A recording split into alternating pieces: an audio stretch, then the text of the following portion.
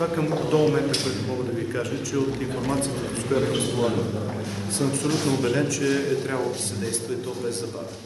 Защото имаше реален риск този човек, който може би не е съвсем психическо здраве, започне да стреля по децата. Второто е дали трябваше да се действа по този начин. Това също от информацията, която има и от преди, 2012 година и сега, трябваше да се действа по този начин. Ако се установи, като се установи, че някой е допуснал грешка, ще си понесе отговорност. Не може иначе. Получиха с информация, че майката на Петко е стреляла. Нещо повече. Вижте, има досъдебно производство, ще оставим тези детайли да ги установи прокуратурата. Не бива да ги коментираме в момента.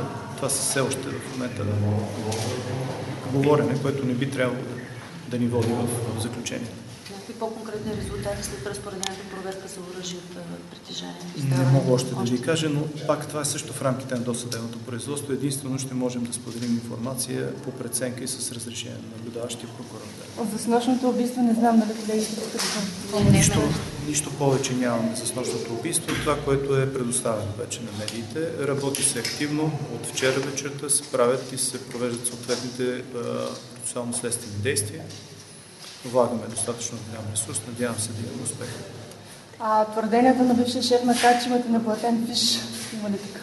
В твърденията на бившия шеф на КАТ е вярно единствено, че имам съставен акт, който съм го платил. Искам да ви кажа. И не знам, доста долнопробен компромат, който не съм очаквал, че се стигна до такова ниво. За жалост хората, които го подтикват, като че това е нещото, което може да очакваме от тях. И като морал, и като способност. Защото такава долнопробна, извинявайте, просто не е сериозно.